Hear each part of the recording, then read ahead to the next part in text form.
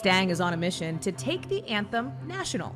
This weekend, the nation celebrates 200 years of the Star-Spangled Banner. But tonight, we have the story of a woman who started the celebration a bit early, hitting the road with the intent of performing the national anthem in every corner of this country. Performing our national anthem in all 50 states. From Madison Square Garden to a street corner in Idaho. One song, one girl, 50 different states. Janine Stange has sung this song so many times. Janine Stange is back because she has just completed that mission.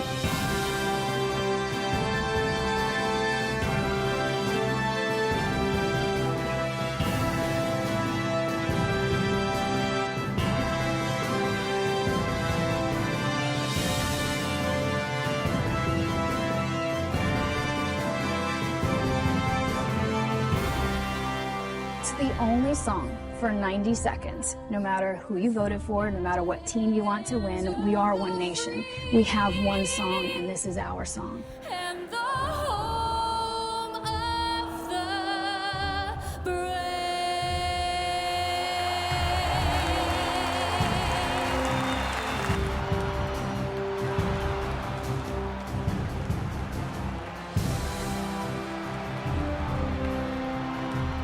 You are an awesome American.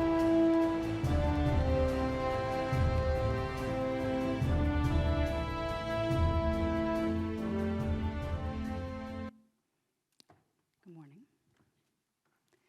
Life can change. Can you all snap? In an instant.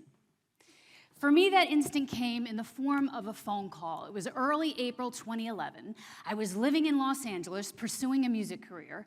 And with that, I hung up that phone, I would be back on my way to Long Island, where I'm from, and I would be there for months. Because it turned out that my mom had breast cancer. From that point, I was with her for every pill, every puke, every procedure. Now, there's an interesting phenomenon that occurs during these instantaneous life changes, and that's the fact that all of these seemingly insurmountable things, whether it's the business meeting that you can't cancel, or maybe it's the relationship that you're in with somebody or something that's sucking the life out of you and everybody around you, but when the time is right, you'll deal with that. Or maybe it's simple, like the Netflix series that you can't stop binge watching. What happens to all of those things during these instantaneous life changes? Poof, right? They become trivial, sidelined. What was that? Is that magic? No, it's called a paradigm shift. We've all had them, right? Some of you might be able to think of one off the top of your head, and if you can't, listen, we all went through one collectively. March 2020, when we stopped everything that we were doing to frantically search for toilet paper. Now, you laugh, but some of you still have toilet paper, right? That first paradigm shift of mine, I had been in my own world, pursuing Grammys, world tours, my own line of perfume, right? But that moment, totally different. Whole new world, one where time was no longer a luxury. I remember my mom thinking of some of the things in her life that she procrastinated on, kind of dealing with some regret.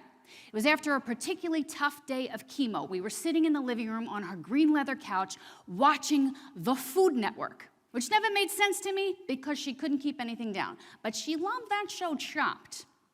I think she had a crush on Bobby Flay. Don't tell my dad. And anyhow, during a commercial break, she turned to me and she said, whenever we went to nice restaurants, I always wanted to order the lobster. But I'd always say, listen to this, when there's a special enough occasion, then I will order the lobster. Had I known this was going to happen, I would have ordered the lobster. Now, in my 45-minute, 60-minute talk, I talk about these when-then statements. We break them down and figure out their accompanying procrastination profiles. We've all got them, unfortunately. We say things like, when I have enough time, when I feel valid enough, when I feel like I have permission from everybody else in my life that really doesn't care, but we wait for that. Or maybe we say this, when things get back to normal. And these things keep us stuck hiding behind our fears and our doubts in comfort zones, and we stay in them for months, years, our lives. 3 days before she passed, we were in that same living room. This time, she was no longer sitting on that green leather couch, but she was lying in a hospice bed, barely able to move or speak. Now, I'm sure many of you have been with people during the last days, moments of their lives. And I mean, my mom, she was exhausted, okay, but she was hanging on for everybody else. So I did for my mom what I never thought I would have to do for her at 59 years old. But I wanted her to know it was okay to let go. So I went up to her bed, I took her hand, and I said, Mommy, we're going to be okay. And no matter what, you won. Now, I wasn't expecting a response, but with what seemed to be every ounce of strength that she had left in that now 70-pound body, she lifted her index finger and pointed at me, like she always did whenever she was about to dole out some life lesson, and said, no, we won. Simple yet profound. She was like my own Yoda, right to the very end. In fact, the last 3 words that she ever said to me, never forget me. She said that, I was like, Ma, how could I ever forget you? Listen, I paint a pretty picture. We fought like cats and dogs, okay? But at the end of the day, she was my best friend. Now, looking back, she knew I could never forget her. But what I believe she meant was never forget the lessons that I lived to teach you. Now, time out. Any of you guys have kids? What do you forget? All right. Kristen just asked. Any of you guys have kids? Okay. Do they ever make you feel like you are talking to a brick wall? Okay. Keep talking. I promise you, no matter what it looks like, they are listening. The morning after my mom passed, my dad came into the room where me, my brother Fred, and my cousin Vinny, I have a cousin Vinny. Doesn't everybody have a cousin Vinny? If it makes you feel better, I also have an Uncle Tony. And my dad, back in the day, they called him Meat Hooks, okay? It's another talk. Anyhow, he came in the room, he sat on the arm of the chair, and through tears, he said, let this be a lesson to us all. To live life. If there's something that you want to do, this is for one of you here, if there's something that you want to do, but you are waiting for the right moment, don't wait. Do it now. Squire Bill Widener once said, and each of you have one of these postcards, and they're not just postcards. Every one of my attendees in every audience I have gets these postcards, and at the end, the whole talk that I give builds up to something called the mountain toss.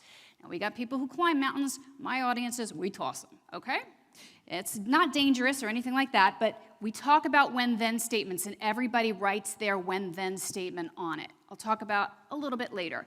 But Squire Bill Widener, do what you can. Everybody say this out loud. Do what you can with what you've, where you.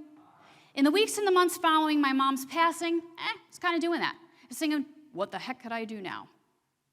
With what I have left, which felt like nothing from where I am, I was no longer thinking about Grammys, world tours, make it big. What did that even mean? And a lot of times we are stuck in these comfort zones waiting for something ambiguous to happen. But in this case, I started to think of the anthem. What could I do with what I had, where I was? And how it made me feel when I sang that song. I just felt like I was actually doing something for others rather than trying to get a deal. And I started thinking, I sang that in a few states. I wondered if anybody ever sang it in every state.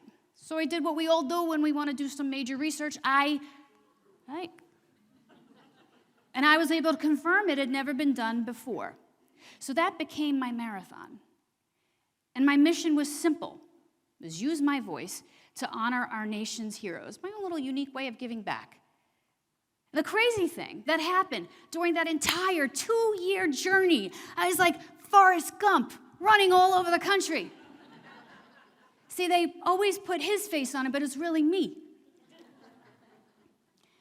Every lesson that my mom drilled into my head, and I talk about 5 of them in my keynote, whether I wanted to hear it or not, it came back front and center like she was coaching me. It gave me the resilience, it gave me the resolve, it gave me the focus. And I was able to complete that journey.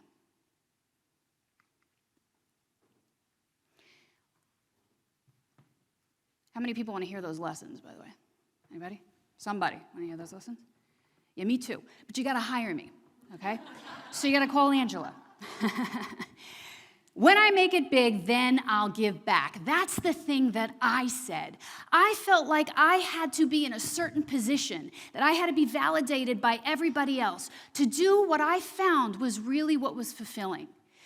I ended up collecting thousands and thousands of thank you notes from people all across the country for our deployed military. And you know what? After I finished that mission, I was again thinking, what could I do with what I have where I am? I have a social media following. I have connections with the news now.